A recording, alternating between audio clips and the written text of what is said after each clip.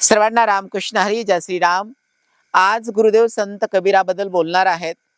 साधू संतांनी आपल्या सर्वांना या सृष्टीला किती अनमोल मार्गदर्शन केलेलं आहे। संत कबीर म्हणतात, राम नाम कडवा लगे मीठा लागे दाम, दुई दामे दो गए माया मिली न राम।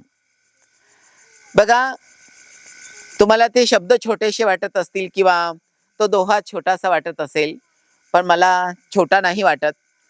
हा उपदेश समुद्राची, नदीची, म्हणजे कशाची उपमा दिली तर ती कमी पडेल। मला असं वाटतं, संतांची वाणी प्रत्यक्षात भगवंताची वाणी असते। संत कबीर म्हणतात की मनुष्य जेव्हा मृत्यू लोकामध्ये येतो, भगवान परमात्मा त्याच्यावरती किती विश्वास ठेवतात, पण मनुष्य एकदा मायामध्ये अडकला की तो मनुष्य राहत नाहीये। तो इतका व्यापक मनुष्य संसाराच्या चौकटीमध्ये अडकला की तो तेवढाच असतो। संत कबीर म्हणतात, राम नाम मुखामध्ये घेण्यासाठी तुम्हाला ते कडू वाटतं, घेऊ वाटत नाहीये, पण पैसा जर असेल तर गोड लागतो। बरोबर आहे ना? कारण की विशेष आहे, पैशाला जात नाहीये, पैशाला कोणताही धर्म नाहीये। आणि मला असं वाटतं की उदाहरण देईल मी,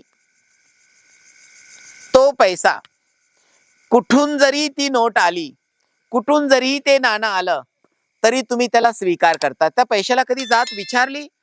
जर पैशाला जात विचारली असती ना, तर मला असं वाटलं असतं की हो, जाती व्यवस्था ठीक आहे, बरी आहे।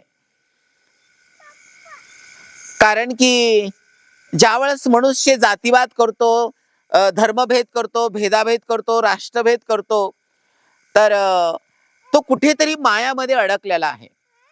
पण मला असं वाटतं, संतांच्या मार्गाला आपण जर आले आणि संतांच्या मार्गाने जर आपण गेलात, तर मला असं वाटतं राम नाम तुम्हाला कडू वाटणार नाहीये आणि पैशाच्या मायेमध्ये तुम्ही फसणार नाही। हो, पैसा पाहिजे, गरजेपुरता, जगण्यापुरता पैसा पाहिजे। संत कबीर म्हणतात, मनुष्य जन्माला येतो आणि त्याचा अर्धा जीव पैशामध्ये असतो, अर्धा जीव त्या मायेमध्ये असतो। आणि त्याच्यामध्ये काय होतं की त्याला असं वाटतं की पैशाकडे जाऊ, पैसा चांगला आहे का ती माया चांगली आहे, आणि त्या दोन्हीच्या ह्याच्यामध्ये पैसाही त्याला प्राप्त होत नाही, धनही प्राप्त होत नाहीये, आणि सुंदर त्याला जीवनही प्राप्त होत नाहीये। आणि त्या द्विधामध्ये तो गेला की तो मनुष्य त्याचा व्यर्थ जन्म आहे।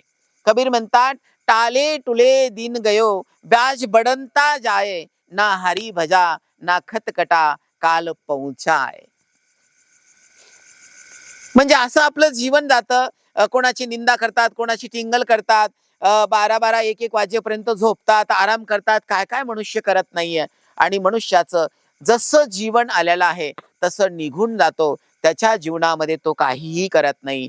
या दोह्याचं एक मी उदाहरण म्हणून तुम्हाला सांगतोय, कारण की मायेच्या द्विधामध्ये, म्हणजे मायावी मनुष्य, कामक्रोधी मनुष्य, स्वार्थी मनुष्य, जातीवाद करणारा मनुष्य, भेदाभेद करणारा मनुष्य, तो भगवंताचं भजन करू शकत नाही, त्याला ते कडूच लागणार आहे। पण त्या पैशाच्या मायामध्ये तो फसतो आणि त्याच्यामध्ये त्याचं पूर्ण जीवन व्यर्थ जातो। संत कबीर म्हणतात, राम नाम कडवा लगे मीठा लागे दाम। कारण की ज्याला राम नाम गोड वाटतं ना, तर हो, तो पैशाच्या लोभात कधीही फसणार नाहीये। आणि जो पैशाच्या लोभात अडकलेला आहे, त्याला रामनाम कधीही आवडणार नाहीये।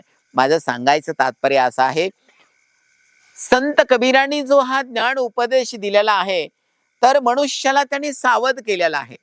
कारण जसा तुम्हाला पैसा गोड वाटतो आणि त्या दुविधामध्ये तुम्ही फसून जातात, ना पैसा तुमच्या सोबत येत, ना तुमचा प्रपंच तुमच्या सोबत येत, तुम्ही एकटे आलेले असतात आणि तुम्हाला एकट्याला जावं लागतं। उदाहरण, आपण असंच जीवन घालवतात आणि जेव्हा मृत्यू आपल्याला घ्यायला येतो, तर आपण त्या मृत्यूला असं नाही म्हणू शकत, थांब बाबा 2 मिनिटं, माझी अजून मुलगी आलेली नाहीये, थांब 2 मिनिटं, अजून त्या लॉकरच्या चाब्या मी माझ्या मुलाच्या हातात दिलेल्या नाहीये, 2 मिनिटं थांब, अजून ती शेती माझ्या मुलाच्या नावची करून दिलेली नाहीये। तिथे काहीही चालत नाही. म्हणून माझं सांगायचं तात्पर्य एवढंच आहे, मी मुद्दाम संतांची पवित्र वाणी आहे. संतांची वाणी ही ईश्वराची वाणी आहे आणि त्या वाणीला, त्या काव्याला साक्ष ठेवून मी 5 मिनिटं आपल्याशी हितगुज करत असतो.